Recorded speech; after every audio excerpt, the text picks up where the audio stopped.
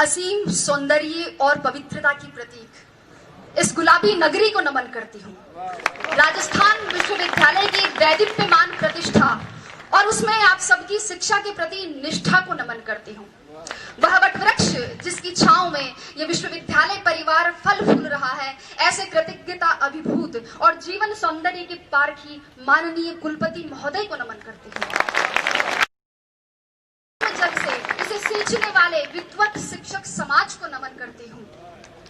राजस्थान विश्वविद्यालय की वैभवशाली परंपरा और गौरवशाली इतिहास और उसमें जन्मी आप सबकी सुनहरे भविष्य की उत्साहित और अनुशासित प्यास को नमन करते हुए नमन करती हूँ उस परम पिता परमेश्वर को जो मुझ में वक्ता बनकर बोल रहा है, आप में श्रोता बनकर सुन रहा है और इस पंडाल के कण कण में विद्यमान होकर इस अनुष्ठान को साकार मंचस्थ विद्वत समाज और देश के छलनी हुए जिगर को मरहम लगाने की एकमात्र आशा स्थल। प्यारे साथियों, मुझे बहुत प्रसन्नता है कि मुझे आज ऐसे लोगों के बीच व्याख्यान का अवसर मिला है जो उस मोड़ पर खड़े हैं जहां से उन्हें जीवन संग्राम में कूदना है। अभी आपके सामने बहुत सारी चुनौतियां और संघर्ष है। ऐसा नहीं है कि आरएस बनने के बाद मेरे संघर्ष और चुनौतियां खत्म हो गए हैं, बल्कि वो तो अभी शुरू हुए हैं, लेकिन उनसे लोहा लिए बिना हम आगे नहीं बढ़ सकते हैं। साथियों, मुझे नहीं लगता कि मैं अपने स्नातक अनुजों को कोई मार्गदर्शन दे सकती हूँ या आप में किसी अभूतपूर्व ऊर्जा का संचार कर सकती हूँ, क्योंकि मैं भी आप ही की तरह एक जिज्ञासु विद्यार्थी रही हूँ और पिछले कुछ वर्षों में वही सामने आप ही की तरफ बैठा करती थी जहां आज आप जगमग तारों की तरह इस परिसर को रोशन कर रहे हैं। किंतु मैं इतना जरूर कह सकती हूँ कि यहाँ सिखाए जाने वाले उस श्रम, उस धैर्य, उस मार्गदर्शन, उस शैक्षिक वातावरण, शिक्षकों की विद्वता और अनुशासन के आवरण को यदि जीवन में उतार लिया जाए तो असंभव कुछ भी नहीं है। जैसा कि एक साथी ने कहा था, वैसे ही मेरे साथ में भी यही घटना है। मुझे भी प्रशासन में आने से पहले ये पता नहीं था कि आरएस क्या होता है, वो क्या करता है। स्कूल में साथी लड़कियों ने कह दिया कि हम आरएस बनेंगी, तो मैंने भी 9th क्लास का रिजल्ट आते ही अपने बाल मन में पूरे घर में ये सार्वजनिक उद्घोषणा कर दी कि मैं आरएस बनूंगी। चूंकि पिताजी शिक्षा अधिकारी रहे हैं, इसलिए धीरे धीरे ये पता चला कि हाँ, कोई आरएस होता तो कोई बड़ा अफसर है। किसी ने ताना मार दिया तो आरएस बनना एक चैलेंज के रूप में ले लिया। हम लोग पतंग उड़ाते थे और पड़ोस में एक अगरबत्ती का कारखाना था, वहां बच्चे छत पर अगरबत्तियां बनाते थे। मैं और मेरी बहन वहां गए और वहां जाकर मालिक को कहा कि इनसे काम क्यों करवाते हो, इनको पतंग उड़ाने दो ना। तो अंकल बोले कि तू कौन सी कलेक्टर लग रही है यहाँ पे। मैंने सोचा कलेक्टर कौन सी तोप होता है, और अगर ये कोई तोप होता है तो एक गोला तो मैं भी दागूंगी। धीरे धीरे परिवेश बढ़ा, लोगों से जुड़ाव बढ़ा, एक आरएस अधिकारी के अधिकार, दायित्व और दायरे को समझा और फिर खुद के अंदर झांका तो देखा और पाया कि हाँ, मैं किसी काम को योजनाबद्ध तरीके से कर सकती हूँ, किसी बात के पक्ष और विपक्ष पर विचार कर सकती हूँ, नेतृत्व क्षमता भी है, अपनी बात दूसरों तक संप्रेषित कर सकती हूँ। मम्मी और चाची का झगड़ा हो जाता तो उन्हें मना भी लेती हूँ, और दादी का आशीर्वाद तो है ही है। मैं आरएस बन सकती हूँ, मैं आरएस बनूंगी। और तब मैंने सोचा कि ना गरज किसी से, ना वास्ता किसी से, मुझे काम है अपने काम से, तेरी जिक्र से, तेरी फिक्र से, तेरी याद से, तेरे नाम से। और आरएस को ही मैंने अपनी जिक्र और फिक्र बना लिया। और साथियों, यही सम्मिलित कारण और घटनाएं हैं जिनके परिणाम स्वरूप मैं आज यहाँ आपके सामने उपस्थित हूँ। ये सब कहने का मेरा मकसद सिर्फ और सिर्फ इतना ही है कि आप सब ये तय करें कि आप आरएस आईएएस क्यों बनना चाहते हैं, अपना उद्देश्य निश्चित करें। आपके भी आरएस आईएएस बनने के मेरी तरह अनेक कारण और बहुत सारी प्रेरणाएं हो सकती है, लेकिन अब समय ये है कि समय रहते उनको पहचान। रिजल्ट आने के 5-7 महीने तक मुझसे एक सवाल बार बार पूछा गया और शायद उसी सवाल का जवाब देने के लिए आज भी यहाँ बुलाया गया है कि आपकी सफलता का रहस्य क्या है, उसका मूल मंत्र क्या है। साथियों, और मेरा जवाब हर बार घुमा फिराकर एक ही होता है परिश्रम, परिश्रम और परिश्रम। लेकिन ये समयबद्ध, सकारात्मक और लक्ष्योन्मुखी होना चाहिए। टॉपर कोई भी हो सकता है, आवश्यकता सिर्फ लगन, मेहनत और धैर्य की है। थोड़ा संक्षेप में बात करते हुए अब मैं आती हूं परीक्षा के विविध स्तरों पर। जैसा कि आप सभी को पता है, परीक्षा के 3 स्तर है। संक्षेप में ही चर्चा करूंगी। प्रारंभिक स्तर पर, प्रारंभिक परीक्षा के लिए एक एक बिंदु की तैयारी के लिए सटीक और स्पष्ट तैयारी की जरूरत है। और यहां नादानी करने का मतलब है अपनी पतंग खुद काटना। वस्तुतः दोस्तों, प्रारंभिक परीक्षा की तैयारी मुख्य परीक्षा के दृष्टिकोण से करनी चाहिए और बिना किसी शॉर्टकट की उम्मीद लगाए करनी चाहिए। जिस व्यक्ति ने कभी हाथी नहीं देखा है, अचानक उसके सामने अगर हाथी आए तो क्या होगा? डर जाएगा। इसलिए आप पिछले वर्षों के, चाहे प्रारंभिक परीक्षा हो चाहे मुख्य परीक्षा हो, पिछले वर्षों के प्रश्न पत्रों का विश्लेषण कर सबसे पहले अपने डर को दूर भगाएं। अक्सर विद्यार्थी इस असमंजस में रहते हैं कि तैयारी कहां से शुरू करें, कैसे शुरू करें। मेरे हिसाब से 9वीं 10वीं की मानक पाठ्य पुस्तकों जैसे एनसीईआरटी बुक्स, इनसे सबसे पहले अपना आधार मजबूत बनाएं और फिर इसके साथ ही किसी एक राष्ट्रीय और राज्य स्तर के समाचार पत्र या और किसी एक मासिक पत्रिका का नियमित अध्ययन करें। जो बिंदु समझ में नहीं आए उन्हें याद करने के लिए नोट्स बना लें और परीक्षा से पूर्व उनका अधिकाधिक रिवीजन करें। ये थी प्रारंभिक परीक्षा। मुख्य परीक्षा की बात करें। मुख्य परीक्षा वास्तव में इस परीक्षा का निर्णायक चरण है, जिसका इस परीक्षा में 88% योगदान है। और यहां ध्यान दीजिएगा, यहां उत्तर की कसावट और उसका सर्वोत्तम प्रस्तुतिकरण ही कामयाबी का मूल मंत्र है। मुख्य परीक्षा से पहले इन प्रश्नों पर विचार करें कि परीक्षा का पाठ्यक्रम किस प्रकार का है, पैटर्न किस तरीके का है, सवाल पूछे जाने का ट्रेंड क्या रहा है, मानक पाठ्य सामग्री कहां से और कैसे मिलेगी, उत्तर लेखन के लिए रणनीति और समय प्रबंधन कैसे करना है, पूर्व में सफल रहे अभ्यर्थियों की क्या रणनीति रही है, कितनी मेहनत जरूरी है, कितनी मूवीज और पार्टियों में नहीं जाना है, कितनी गप्पे एग्जाम के बाद के लिए छोड़नी है, व्हाट्सएप को मोबाइल में कब तक अनइंस्टॉल रखना है। इन सभी प्रश्नों के सवाल आप खुद खोजें और अगर नहीं मिले तो आप कुलपति महोदय को धन्यवाद दें कि उन्होंने इसका समाधान करवा दिया। दोस्तों, वास्तव में प्रत्येक अभ्यर्थी, प्रत्येक विद्यार्थी के पढ़ने का तरीका, उसके सोच की गहराई, पारिवारिक परिस्थितियां और समय की उपलब्धता अलग अलग होती है। अगर आप इन सवालों के जवाब खोज लेते हैं तो आपकी आधी समस्या का समाधान हो जाएगा। अब बात करती हूं साक्षात्कार की। जैसे कि पुष्पा जी ने कहा था कि साक्षात्कार आपके ज्ञान का नहीं अपितु आपके व्यक्तित्व का परीक्षण है। साक्षात्कार में सामान्यतः एक अभ्यर्थी की मानसिक सजगता, ध्यान दीजिएगा, मानसिक सजगता, समीक्षात्मक दृष्टिकोण, नेतृत्व, निर्णय क्षमता, रुचि की विविधता, सामाजिक संगठन की योग्यता, बौद्धिक और नैतिक ईमानदारी और इसके अलावा आसपास की घटनाओं में, आसपास की परिवेश में घटित हो रही घटनाओं में अभिरुचि और दृष्टिकोण की गहन जांच होती है। सभी प्रश्नों का उत्तर देना एक अच्छे साक्षात्कार का प्रतीक नहीं है और कुछ प्रश्नों का उत्तर न देना साक्षात्कार के बिगड़ने का परिचायक भी नहीं है। वस्तुतः ये तो सामने आ रही आपकी अवधारणाओं और आपके हाव भाव पर आधारित है। महत्वपूर्ण ये नहीं कि कितने प्रश्नों का उत्तर दिया, अपितु ये है कि उत्तर किस प्रकार दिया। अक्सर विद्यार्थी मुझसे पूछते हैं कि मैडम साक्षात्कार के लिए कक्ष में जाने से पूर्व क्या करें, दरवाजा खोल के अनुमति कैसे मांगे, हिंदी में मांगे या अंग्रेजी में मांगे, कुर्सी पर उनके कहने पर बैठे कि खुद बैठ जाए, बैठते वक्त हाथ टेबल पर रखे, पांव पर रखे, सिर पर रखे, कहाँ रखे।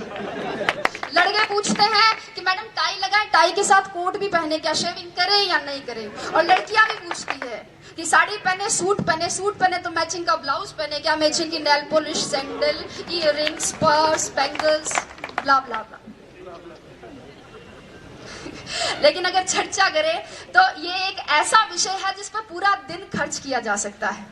लेकिन अगर मेरी माने, संक्षेप में मेरी माने, तो आप तो बस अगर लगता है कि आपकी तैयारी अच्छी है, आपकी विषय पर पकड़ है, आपने जो अपने हिसाब से कपड़े पहने हैं उनमें आप सुविधाजनक महसूस कर रहे हैं और उनसे आपके शरीर का आत्मविश्वास झलक रहा है, अगर आपको लगे कि आपने अपने माता पिता का आशीर्वाद ले लिया है, ईश्वर में आपकी आस्था है और दादी और नानी ने कह दिया कि जा बेटा कलेक्टर बन के ही आई, तो आप तो बस दरवाजा खोलिए और मुस्कुराते हुए अंदर घुस जाइए। अभी आपका बायोडेटा देखा जा रहा है, एक प्रश्न आपकी हॉबी से, अगला ग्रेजुएशन के विषय से, अगला करंट नॉलेज से और क्रमशः प्रश्नों का सिलसिला। और अगर आपने अंत तक अपनी संप्रेषणीयता, अपनी समझ, अपनी ग्रहणशीलता, अपने नेतृत्व को बनाए रखा, अपने आत्मविश्वास को बनाए रखा है, तो आप उसी तरह मुस्कुराते हुए बाहर आकर भेरू जी, भोमिया जी, पित्तर जी, जिनको भी आपने याद किया था, उनको धन्यवाद दे सकते हैं। और अगर कोई साथी चाहे तो खोड़े के हनुमान जी में सवामणि की तैयारी भी कर सकता है, क्योंकि मैं एक गारंटी देती हूँ कि जीत आपकी है। शर्त इतनी है कि सवामणि का निमंत्रण मुझे मिलना चाहिए। तो ये तो बात हुई परीक्षा के विविध स्तरों की। अब मैं परीक्षा में सफलता की क्या प्रक्रिया है उस पर और उस समय क्या ध्यान रखी जाने वाली और सावधानियां बरतने वाली बातें हैं, उन पर चर्चा करूं बहुत संक्षेप में।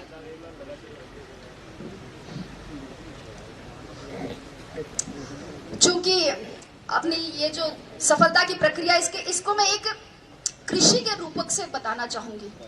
अगर मैं बोल रही हूं और आपको लगता है कि समय ज्यादा नहीं हो रहा और आप बोर नहीं हो रहे, तो एक बार तालियां बजाकर स्वागत करें।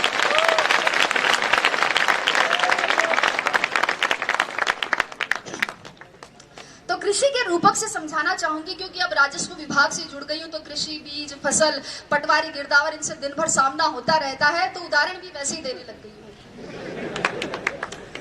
दोस्तों, किसी भी बीज के अंकुरण, उसकी वृद्धि, स्थायित्व, फल फूल सहित पूरा वृक्ष बनने में ही सफलता की प्रक्रिया निहित है।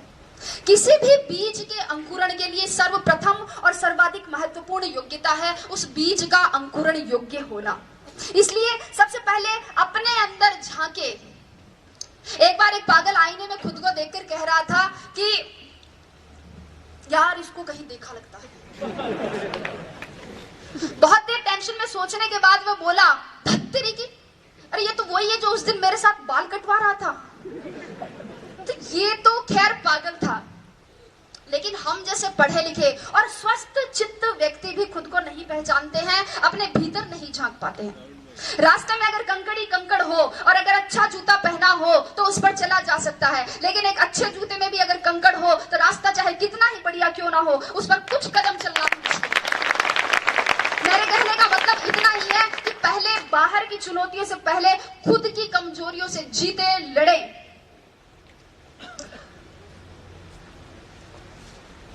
बीज के अंकुरण के बाद अंकुरण के लिए आवश्यकता होती है उपजाऊ भूमि की, और मुझे नहीं लगता कि प्रतियोगिता के दौर में उपजाऊपन के मामले में राजस्थान विश्वविद्यालय का कोई सानी होगा। यहाँ का मार्गदर्शन आपके लिए सदैव पथ प्रदर्शक का कार्य करता रहेगा। आपको अपनी तैयारी के लिए, लक्ष्य प्राप्ति के लिए जहां कहीं भी, किसी भी कोचिंग संस्थान, महाविद्यालय अथवा व्यक्तिगत मार्गदर्शन के लिए कहीं भी अपने आप को समर्पित करें, तो उस भूमि का उपजाऊपन जांच ले, क्योंकि कई बार योग्य बीज भी उपजाऊ भूमि के अभाव में अंकुरित नहीं हो पाते हैं। बीज के अंकुरण के पश्चात आवश्यकता होती है खाद, कीटनाशक और उत्प्रेरकों की। विद्यार्थी के लिए खाद का काम करते हैं उसकी कक्षा, उसकी पुस्तकें, उसके मित्र, उसका जो पढ़ाई का आसपास का माहौल है वो, उसके गुरुजन जो उसे एकाग्रता और ज्ञान संचय की विधि प्रदान करते हैं। एकाग्रता पर थोड़ा सा, कुछ विद्यार्थी ऐसे होते हैं जो पढ़ते हुए टीवी, रेडियो चलाते हैं, एफएम चलाते हैं, और कुछ बच्चे ऐसे होते हैं जो कान में ईयरफोन डालकर म्यूजिक सुनते हुए फिर पढ़ाई करते हैं। और अगर पास में पड़ोस में कोई शादी हो रही हो, रात्रि जागरण हो, तो उन्हें डिस्टरबेंस होता है। सर, मैं अपना उदाहरण देना चाहूंगी कि मेरे घर के इस तरफ मंदिर है और इस तरफ मस्जिद। सुबह उठते ही इधर से घास खाए गैया दूध पिए ग्वाल, छोटो सो मेरो मदन गोपाल शुरू हो जाता था। तो उधर ला इलाहा इल्लल्लाह मुहम्मदुर रसूलुल्लाह के साथ शाम ढलती थी। बारात भी उधर से ही जाती थी, सतराम के जयकारे भी। लेकिन मैं आपको बता दूं कि मैंने अपनी पूरी पढ़ाई अपने घर की छत की तरफ जाने वाली उस आखिरी सीढ़ी पर बैठकर की थी, और मुझे हर तरह के शोरगुल में एकाग्रता का इतना अभ्यास हो गया था कि पता ही नहीं चला कब होली की गैर निकल गई और कब ढोल ताशों के साथ मुहर्रम के ताजिए। पढ़ते वक्त मोबाइल बंद रखे, अगर व्हाट्सएप, मैसेंजर और फेसबुक नहीं चलेगा तो एकाग्रता में वृद्धि होगी, लेखन शैली में सुधार होगा और टॉप 50 में आने की संभावनाएं भी बढ़ सकती हैं। मेरी बात करें तो मैं बताऊं, मैंने मोबाइल ही नहीं रखा था। यहाँ बैठे मेरे साथी इस बात के गवाह है कि मैंने एंड्रॉइड मोबाइल OTS में आके खरीदा था, और अब व्हाट्सएप पर जुड़ने वाली मैं अपने बैच की आखिरी मेंबर थी। कीटनाशकों की बात करती हूँ इसके बाद। जिस प्रकार पौधे की जड़ों के दीमक और पत्तों के कीड़ा लग जाता है, उसी प्रकार एक विद्यार्थी के भी धैर्य के लालच का, मेहनत के आलस्य का, सादगी के विलासिता का और पढ़ाई के भटकाव का घुन लग ही जाता है। और ऐसे में अनुशासन ही वह कीटनाशक का कार्य करता है। मित्रों, अनुशासन ही वह औषधि है जो किसी भी लक्ष्य की प्राप्ति के लिए किए गए साधना के तपोबल के ओज को परिवर्तित कर देता है। इसलिए अपने आप को अनुशासित बनाए, व्यवस्थित बनाए, अपना खाना पीना, जागना, सोना, ये सब संयत बनाए। और इसके लिए गीता का एक श्लोक मेरी प्रेरणा रहा है कि युक्ताहार विहार से युक्त सर्वस्य चेष्टसु युक्त स्वप्नाम बोध से योगो भवति दुःखः। अर्थात अपना सोना, जागना, आहार, विहार और अपनी चेष्टाएं ये संयत हो, उचित हो। और अगर आप इस अनुशासन को, इस औचित्य को बनाए रखते हैं तो आपके लक्ष्य की पवित्रता को सुरक्षा मिलती रहेगी। पौधे की वृद्धि के लिए आवश्यकता होती है DAP और यूरिया जैसे उत्प्रेरकों की। ये उत्प्रेरक भी दो प्रकार के होते हैं। एक तो वे जो पौधे में वृद्धि तो करते हैं किंतु उसमें ऐसे विकार उत्पन्न कर देते हैं जिन्हें हम आजकल सब्जियों और गेहूं में कीटनाशकों के दुष्प्रभाव के रूप में देखते हैं। और दूसरे वे उत्प्रेरक जो पौधे में प्राकृतिक हार्मोन्स को संतुलित करते हुए उसे स्वस्थ और लाभदायक वृद्धि प्रदान। विद्यार्थी के जीवन में भी दो प्रकार के उत्प्रेरक होते हैं। 2008 की परीक्षा में अंतिम रूप से चयनित नहीं होने पर मुझे किसी ने कहा कि तू तो केवी की नौकरी से संतोष कर ले, ये RS बनना तेरे बस की बात नहीं है। तो एक दूसरे मित्र ने कहा कि गिर को कर रे कंथड़ा, हिरण कशो घी खाए, आंख चरे और पून भगे, घोड़ा स्यू आगो जाए। कि हिम्मत कर, हुंकार भर, हिरण कौन सा घी खाता है लेकिन घोड़ों से आगे जाता है। एक था उत्प्रेरक और दूसरा था दुष्प्रेरण। दुष्प्रेरण न स्वयं करे न दूसरों के दुष्प्रेरण का शिकार हो, अपने मुकाम, अपने उसूल खुद तय करे और हर बार लोगों की अपेक्षाओं पर खरा उतरने की कोशिश ना करे। एक बार रात के समय एक दुकानदार बंद करने ही वाला था कि ये कुत्ता उसके पास में आया। कुत्ते के मुंह में थैली थी और उसमें कुछ सामान की लिस्ट थी। दुकानदार ने थैली ली, उसमें सामान डाला, बाकी पैसे डाले और सामने रख दी। कुत्ते ने थैली मुंह में उठाई और चल दिया। दुकानदार से रहा नहीं गया, वह आश्चर्यचकित होकर कुत्ते के पीछे पीछे गया, ये जानने के लिए कि इतने समझदार कुत्ते का मालिक कौन है। कुत्ता कुछ देर बस स्टॉप पर खड़ा रहा। बस आई, उसमें चढ़ गया। कंडक्टर पास आते ही उसने गर्दन आगे, बेल्ट में कुछ पैसे और घर का पता था। कंडक्टर ने उसे टिकट दे दी, बाकी पैसे बेल्ट में वापस रख दिए। जो ही अपना स्टॉप नजदीक आया, कुत्ता बस में आगे की तरफ आ गया और पूंछ हिलाकर इशारा किया। बस रुकने पर कुत्ता उतर गया और आगे चल दिया। दुकानदार भी उसके पीछे पीछे चला। कुत्ते ने अपने पैर से 2-3 बार दरवाजा खटखटाया। मालिक बाहर निकल कर आया और उसने लाठी से कुत्ते की पिटाई की। आप सोच रहे होंगे कि क्यों? मालिक भी सोच रहा था। उसने पूछा इसका कारण, तो मालिक ने कहा बदतमीज ने सारी नींद खराब कर दी, चाबी लेके नहीं जा सकता था, गधा कहेगा। मित्रों, जीवन की सच्चाई भी यही है। लोगों की आपसे अपेक्षाओं का कोई अंत नहीं है। जरा सा आप चूके कि आप में बुराइयां निकाल देंगे और पिछली सारी अच्छाइयों को भूल जाएंगे। इसलिए आप तो बस अपना कर्तव्य कर्म करें, आगे बहुत सी कठिनाइयां है। माझी तेरी कश्ती के तलबदार बहुत है, माझी तेरी कश्ती के तलबदार बहुत है, इस पार कुछ मगर उस पार बहुत है। जिस शहर में खोली है तूने शीशे की दुकान, उस शहर में पत्थर के खरीदार बहुत है। लेकिन अगर आपने निश्चय कर लिया है कि आपको इस कठिन राह पर चलना है, अगर आपने सोच लिया है कि अब जलेबी की तरह इसमें उलझ ही गए हैं, तो फिर क्यों न चाशनी में डूबकर जिंदगी का मजा लिया जाए। मेरे कहने का मतलब इतना ही है कि अपनी मेहनत को सफलता के मुकाम तक पहुंचाइए, अपना संबल खुद बनिए, अपनी तारीफ खुद करिए। बुराई करने के लिए तो पूरा जमाना बैठा है। जिन लोगों की नजरों में बुरे हैं आप, कह दे उन्हें कि वे नेत्रदान कर सकते हैं।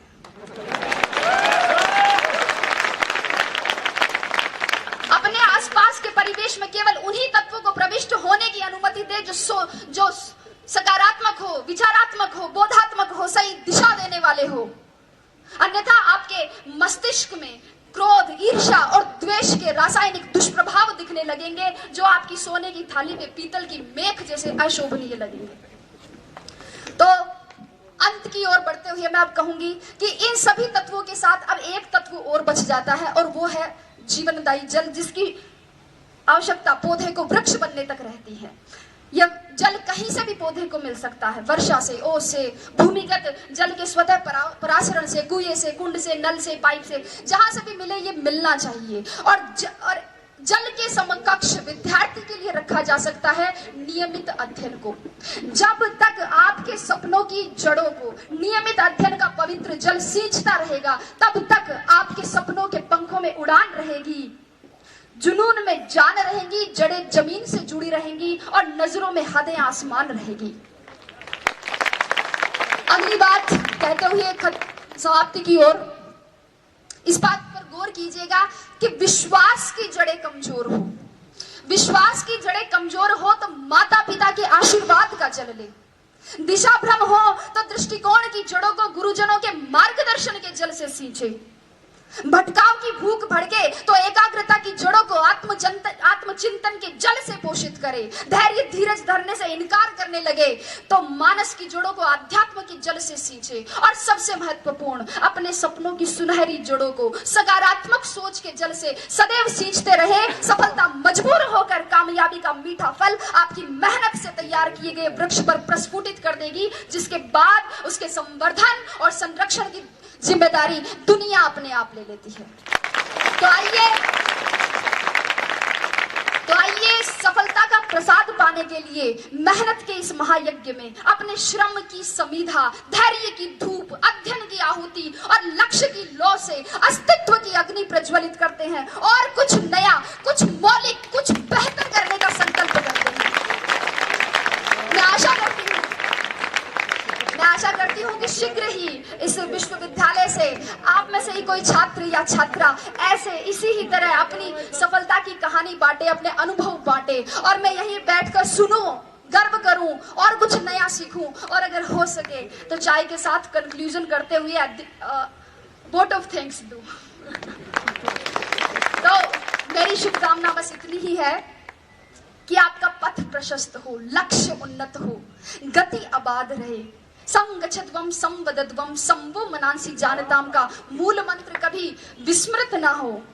आप सबकी मेहनत, सबके संरक्षण, विश्वविद्यालय में आपकी प्रतिष्ठा, आपकी निष्ठा, आपके सृजन और सक्रिय नेतृत्व से संस्कारों की नींव पर समर्पण के खंभों के सहारे सौम्यता के साथ खड़ा ये राजस्थान विश्वविद्यालय का महल अपनी आस्था और विश्वास के साथ सदैव पुष्पित और पल्लवित होता रहे। इसी के साथ धन्यवाद, बहुत बहुत धन्यवाद।